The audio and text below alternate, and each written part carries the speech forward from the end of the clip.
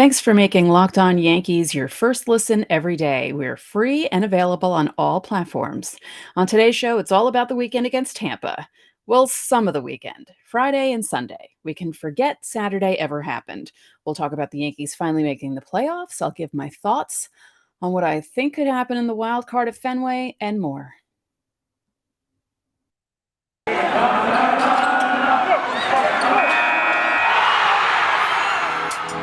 You are Locked On Yankees, your daily New York Yankees podcast. Part of the Locked On Podcast Network, your team every day.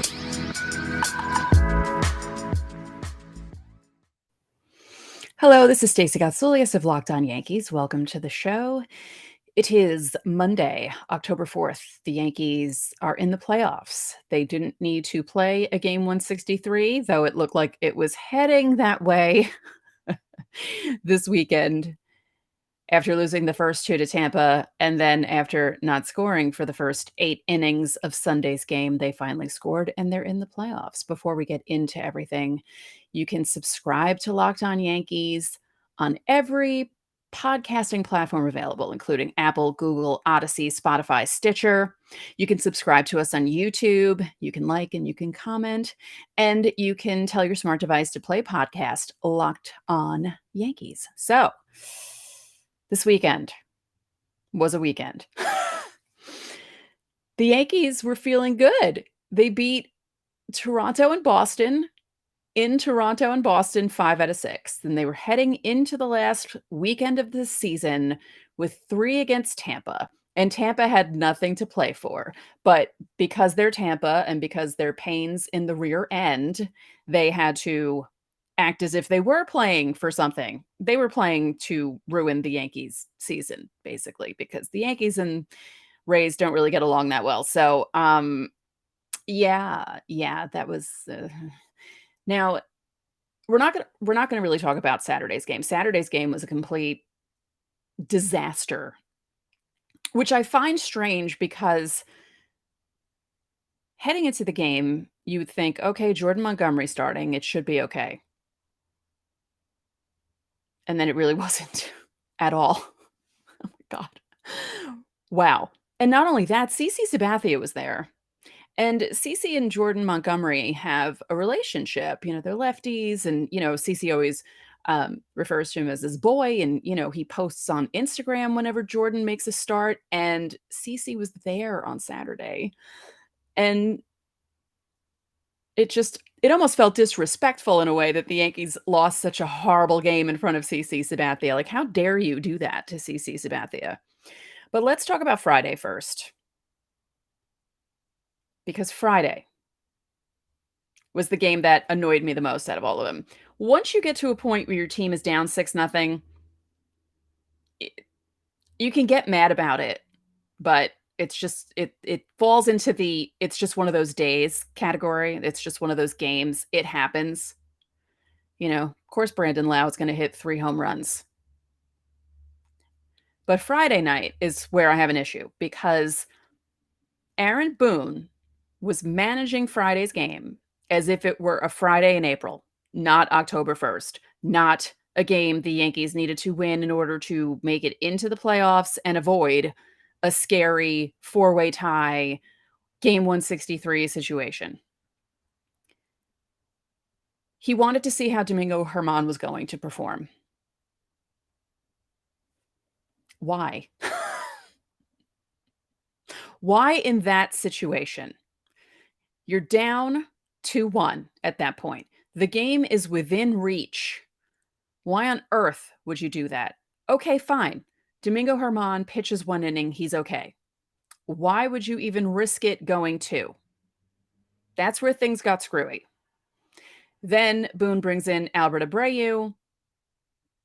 Rays go up 4-1. Now, the Yankees made it interesting in the 9th, cut it to 4-3, but they ended up losing. That game goes in a completely different direction. Most likely, if they don't bring in, not if they don't bring in Germán, if they don't keep Germán in and replace him with Abreu. I don't understand Aaron Boone's mindset there. Because he said after the game he wanted to see what Herman could do. Again, it's October, it's not April. You can't do stuff like that. And I had predicted before the season started that the Yankees would win 95 games, and people were laughing at me. With that rotation, how are they going to win that many games? They ended up winning 92. Now, if you look at all the games that the bullpen blew, the games that Aaron Boone kind of punted when they were going for sweeps and he'd put the C lineup out, games like that, the Yankees should have been way closer to 100. The games they should have beaten the Orioles. Yankees win 5 more games against the Orioles, then they're in the first wild card position and they're hosting the wild card game. But that didn't happen. But yeah, I was not happy with Aaron Boone at all. I mean, I wasn't really happy with the offense not doing anything. They didn't really do anything all weekend, which is scary heading into the wild card game. And just a programming note, I will be previewing the wild card game on Tuesday's show, obviously, because the game is on Tuesday night. We'll have quotes from all the players. Everyone is giving quotes today. It's raining up in Fenway right now. It's also raining in New York. The weather is crappy. There might not be outdoor practices. So yeah, we will have that for you tomorrow. So Sunday, let's talk about Sunday briefly before we have to talk about other things.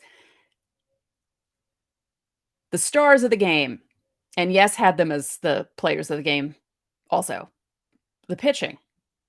And I will say, as badly as Aaron Boone managed on Friday night, he did a nice job on Sunday afternoon. He actually managed with urgency. It was nice to see. Instead of him being this laid back, oh, things will happen, it's okay, like in that kind of mode, he knew when to bring in new guys. He did a really good job. Now, it would have been, well, okay, he did a really good job because they won. If they hadn't won and they were forced into a game 163, there would have been a problem. But that was more on the offense. It wasn't his fault. It wasn't the pitching's fault. It was the offense's fault. Yeah, yeah, we'll get more into Sunday's game. But first, does this sound familiar? You've got one device that lets you catch the game live, another that lets you stream your favorite shows. You're watching sports highlights on your phone. You've got your neighbor's your neighbor's best friend's login for the good stuff. Well, I want to tell you about a simple way to get all that entertainment you love without the hassle, and a great way to finally get your TV together. It's called Direct TV Stream, and it brings your live TV and on-demand favorites together like never before, so you can watch your favorite sports, movies, and TV shows all in one place. That means no more juggling remotes and no need to buy another device ever again. And the best part, there's no annual contract. So get rid of the clutter and the confusion and get your TV together with Direct TV Stream. You can learn more at directtv.com. That's directtv.com. Compatible devices required, and the content varies by package. Hey, Yankee fans, this is Stacey Gotsoulias with an incredible app everyone who buys gas needs to know about. Get Upside. My listeners are making up to 25 cents for every gallon of gas every time they fill up. Just download the free Get Upside app at the App Store or Google Play right now. Use promo code BASEBALL and get a bonus 25 cents per gallon on your first fill up. That's up to 50 cents cash back. Don't pay full price at the pump anymore. Get cash back using Get Upside. Just download the app for free and use promo code BASEBALL to get up to 50 cents per gallon cash back on your first tank. Some people who drive a lot are making as much as $200 to $300 a month in cash back. And there's no catch. The cash back gets added right to your account. You can cash out anytime to your bank account, PayPal, or an e-gift card for Amazon and other brands. Just download the free Get Upside app and use promo code BASEBALL to get up to 50 cents per gallon cash back on your first tank. That's code BASEBALL. Whew. Sunday's game was just, oh, God. It was a typical 2020 Yankees game. It couldn't have happened any other way. It couldn't be easy. Why would it be easy? That's not how the 2021 Yankees operate. Nothing is ever easy for this team. So the pitchers shut out the Rays for the entire game. And things did get scary there in the latter innings when Randy Arozarena hit a double, then he made it to third, and he was on third with, was it 1 out? And you're thinking to yourself, they're going to score here. This is what's going to happen. And then they didn't. But we need to talk about Gio Urshela. The man nearly killed himself yesterday. That's not even hyperbole. He really could have seriously injured himself. And yes, I will say it. It was better than Jeter's play. I know you can all yell at me if you want to, but that play was better than Jeter's play. He ran 126 feet to catch that ball. And then with no regard to his body at all, similar to Jeter, flies into the dugout. And not only that, he hits it looked like he hit his hip, quad area into one of the benches at the front of the dugout where the guys sit by the fence. And he was down for so long, I seriously thought the man broke a leg. And with the, I will say it was kind of funny, not really, but watching the Rays players' reactions to him flying into the dugout, I can't recognize or figure out who is who on that team because a lot of them look so much alike, but there was one tall guy with a beard who made an O face. And if you're not watching me on YouTube, I apologize. But the O face, when your mouth is really wide and open and it's shaped like an O, that's basically, he was like, and they showed it on Yes. And then Angel Hernandez comes out of nowhere to see if Urshela caught the ball. And then he flips into the dugout. So he could have hurt himself. Some people thought it was the third base umpire who did that, but no, it was Angel Hernandez. He came from behind home plate, went to the dugout fence, flipped over, and then called the out, which they needed that out. I feel bad that I don't trust Chad Green in big situations because Chad Green has been a pretty good player for the Yankees, but lately he's been giving up some back-breaking home runs. And with the way the game was going on Sunday, it felt as if he was going to give up a back-breaking home run. That game it felt that way. The longer the Yankees and Rays both went without scoring, it felt like it was heading toward one of those games where the Rays would score in like the top of the ninth, And with the way the Yankees weren't doing anything at the plate against Michael Wacha, we need to talk about that. It looked like it was heading that way. Michael Wacha came into the game with an ERA over 5, but in 2021, Michael Wacha had over a 5 ERA against every other team and an ERA under 2 against the Yankees. So that's why the Yankees couldn't hit him. And I say this all the time. The Yankees just have a problem with hitting guys who have high ERAs. And in our postseason preview show, Locked On MLB, check it out. I was on with Jason from Locked On Red Sox, and he described the Red Sox exactly how I would have described the Yankees. Defense is iffy. The pitching can be good or could be bad. The lineup has the potential to score runs, but they also have the potential to be shut down. And they have trouble with guys who throw like 86 miles an hour. And it's the same thing for the Yankees. Not that Wacha throws 86 miles an hour. Who's the guy on the Rays? Yarborough? Is that his name? He's the one that throws really low. No, he throws like a normal pitcher. He's not like one of those 98, 99 mile an hour guys, if I'm remembering correctly. Because as I said, I get all the Rays guys confused. I don't know why. We face them how many times? The Yankees face them how many times a year, and I still can't tell any of these guys apart. But anyway, the Yankees and the Red Sox are very similarly matched. Say that 5 times fast. And the wild card could go either way. I'll get into that in the next segment. But yeah, more about Sunday. So, 9th inning. The Yankees offense finally wakes up. Took all game. It took all game. It was like a switch was flipped. And I don't know if it was because it became more overcast, because the Yankees do have trouble with day games and they don't do well with day games. So thank goodness the wild card game is an 8:08 start. By the way, 8:08 ESPN. Should be interesting. So they come alive in the 9th inning. and Aaron Judge comes up. First base is open. And I'm thinking, if I were the Rays, would I pitch to Judge or would I walk Judge with a chance to face Stanton, who hasn't really done much over the weekend and who has a propensity to ground into a double play because there was one out, first base open. I mean, obviously, Stanton also has, he could also hit a grand slam with the best of them. But as I said, he wasn't really doing anything that much all weekend. He had a couple of hits, but it wasn't like the performance against Boston the previous weekend. And they decided to pitch to Judge.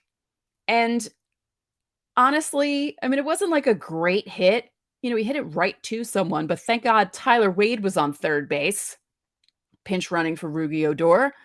And he was able to score. Yankees win. Yankees get into the playoffs. No crazy four-team, I keep saying that, 4-team play-in scenario. No offense to Toronto and Seattle fans. I love you guys. I have lots of friends who are Jays fans and Seattle fans.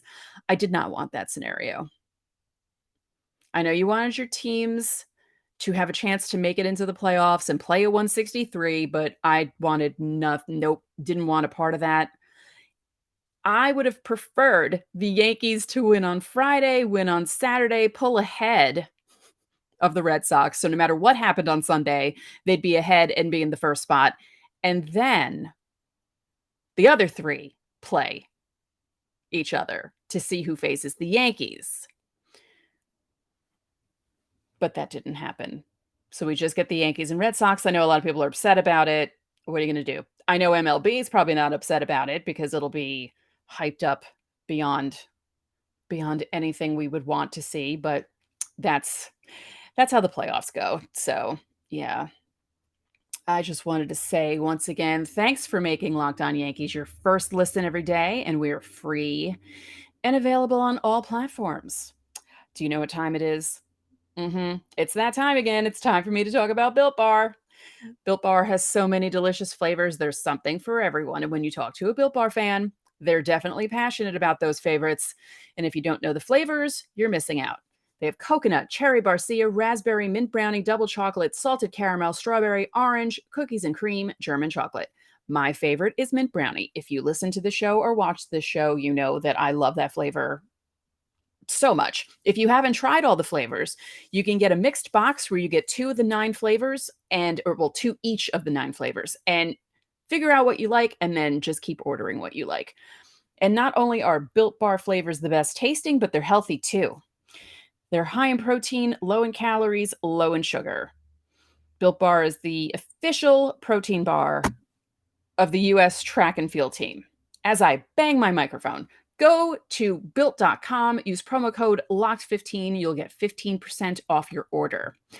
Again, mint brownie is fantastic if you like chocolate and mint. The coconut is good. Everything is covered in chocolate. It tastes like a candy bar, but it's good for you. Use promo code LOCKED15 for 15% off at built.com.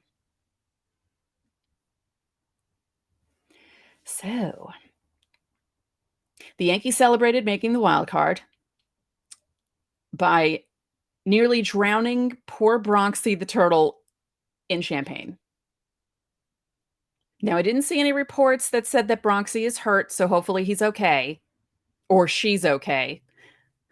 Rugi Odor referred to the turtle as a she, so now there's some debate as to whether it's a boy or a girl turtle. I just can't even believe that they were pouring champagne on that poor animal. These guys are crazy. Anyway, all I know is when I was watching the postgame yesterday, after being relieved that they actually won, being relieved they made it into the playoffs, there's no 163 nonsense, I kept yelling at the TV, telling them to be careful because, you have plastic on the floor, champagne flying all over the place, beer flying all over the place. You can slip on that stuff. And you don't ever want to hear about a guy being injured heading into the playoffs because of a champagne incident. So, yeah, I was a little nervous there, but they were all very excited. And I mean, why not? As I said, this season has been This season has been such a roller coaster. And as I said, Sunday's game was just the perfect ending to the regular season because we were all nervous wrecks the entire time. Everyone watching that game as a Yankee fan was a nervous wreck because, as I said, it could have gone the either way. It could have been one of those games where the Rays get a late home run and then the Yankees come up in the bottom of the ninth and don't do anything. Or it could have been like a Friday situation where the Rays pull ahead a bit and then the Yankees tease us, get it to within one, and then two strikeouts in a row to end the game and they lose. So it was good it ended the way it did. It was a relief that it ended the way it did, that they don't have to play on Monday. They get to just be interviewed on Monday, practice on Monday. They're already up in Boston, as I said. It's raining up in Fenway. Not sure if they're going to have a full workout. I don't think so, because if the last time I checked about an hour and a half ago, the tarp was on the field. So, as I said, I will have quotes for you tomorrow on the show because guys are still talking. And I do know that Garrett Cole is very excited and wished that the game was tonight. I'm slightly worried about Garrett Cole. He's been doing in every other game where he's iffy and he's okay and he's iffy and he's okay. He was iffy in his last start. So hopefully that means he will be okay on Tuesday night. Now, he says he's excited. He says he's pumped up. He grew up a Yankee fan. He knows about the rivalry with the Red Sox. He understands how big a deal this is. You know, he said he watched the old Pedro, Roger Clemens matchups in the late 90s. I was at the infamous one. Was it Trot Nixon that hit the late home run? It was 0-0 going into the top of the ninth. Martinez against Clemens. It was a fantastic game, but the Red Sox ended up winning because I believe it was Trot Nixon hit a home run in the top of the ninth, and the Yankees come up in the bottom of the ninth, didn't do anything, and the Red Sox won. It was a Sunday night ESPN game. It was the night before Memorial Day. And yeah, that was a rough one. I feel like the Yankees-Red Sox rivalry isn't like that anymore. It was really intense from the late 90s through to, I want to say, the early 2010s. It was still a little spicy there into maybe like 2010, 2011. Although 2016, there was some stuff going on. Oh God, what was that pitcher's name that Mark Teixeira had an incident with? I can't remember his name. Padilla? Is that who it was? They didn't like each other. They didn't like each other at all. And Mark Teixeira took great pride in the fact that, and, you know, it kind of added some spice to the rivalry then. And, Mark Teixeira hit that walk-off grand slam on the last day of the season. The Yankees didn't make the playoffs. The Red Sox could have clinched, I think. Or they could have, if they had won, they would have clinched on the field. And, or I think they had clinched because someone lost. So they would have been able to celebrate on the Yankees field if the Yankees had lost the game. But then Tex hit the home run and he basically said after the game, yeah, they could celebrate in the locker room. They're not celebrating on our field. So, yeah, I feel like it's been a while since the lineup has been spicy. There hasn't been anything. I feel like the Rays-Yankees rivalry is more intense right now than the Red Sox-Yankees. And a lot of people are joking about the wild card game pretty much being it's going to decide who gets to lose to the Rays in the division series, because the White Sox and Astros will be playing and the Rays and the winner of the Red Sox-Yankees will be playing. Again, I will have a full preview on tomorrow's show. I may even have some guests on tomorrow's show to preview the wild card, and it'll be something. I don't know about you guys. I'm feeling relaxed, but I think it's because it's the day before. I think I'll be feeling a little nervous on Tuesday, but maybe not. I don't know. I don't know why I feel calm. It's kind of strange, because that's not me at all. If you know me from Twitter, if you know me in real life, you know that I'm not a calm person. And I'm feeling very zen right now. It's almost as if I'm just relieved the Yankees actually made it into the playoffs, even though it's just one game for now. But yeah, they made it. And, you know, can't take that away from them. Considering how the season went, as I said, up and down, lots of weird stuff happening, and some of those losses in the regular season with the bullpen, especially the bullpen implosions, those were the most annoying. The game against the Angels that I was at, where Chapman gave up the grand slam to, was it Walsh? And the game in Houston, they won that series 2 out of 3. But all anyone can remember is the fact that the Yankees were up 5 runs in the bottom of the ninth and lost that game. The game against the Mets, that was before that. That was July 4th weekend. The series in Boston, where they lost 3 out of 4, but had a chance to win 3 out of 4. So yeah, as I said at the beginning of the show, I think I predicted either 94 or 95 wins, and some people were laughing at me, and they made it to 92. I mean, it would have been more embarrassing for me if I predicted the Yankees were going to win 95 games and they finished like the Padres did, under 500. So at least that didn't happen. But anyway, tomorrow, full preview. Red Sox Yankees, AL wildcard in Fenway Park, 8:08 on ESPN. It's going to be something. So that's it for this episode of Locked On Yankees, which is part of the Locked On Podcast Network, your team every day. I'd like to remind you that you can listen to the show in Apple Podcasts, Google Podcasts, Odyssey, Spotify, Stitcher, or anywhere else you get your podcasts.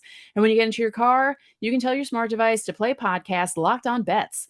Betting on baseball and the Yankees doesn't have to be a guessing game if you listen to the new Locked On Bets podcast, hosted by your boy Q and handicapping expert Lee Sterling. Get daily picks, blowout specials, wrong team favorite picks, and Lee Sterling's lock of the day. Follow the Locked On Bets podcast, brought to you by betonline.ag, wherever you get podcasts. One more thing, if you could be so kind, please rate the podcast and spread the word about this podcast to your fellow Yankee fans. We would really appreciate it. So enjoy your Monday. Take a deep breath, relax. We're off tonight. Tomorrow's the day where you get to flip out, and I will talk to you all then.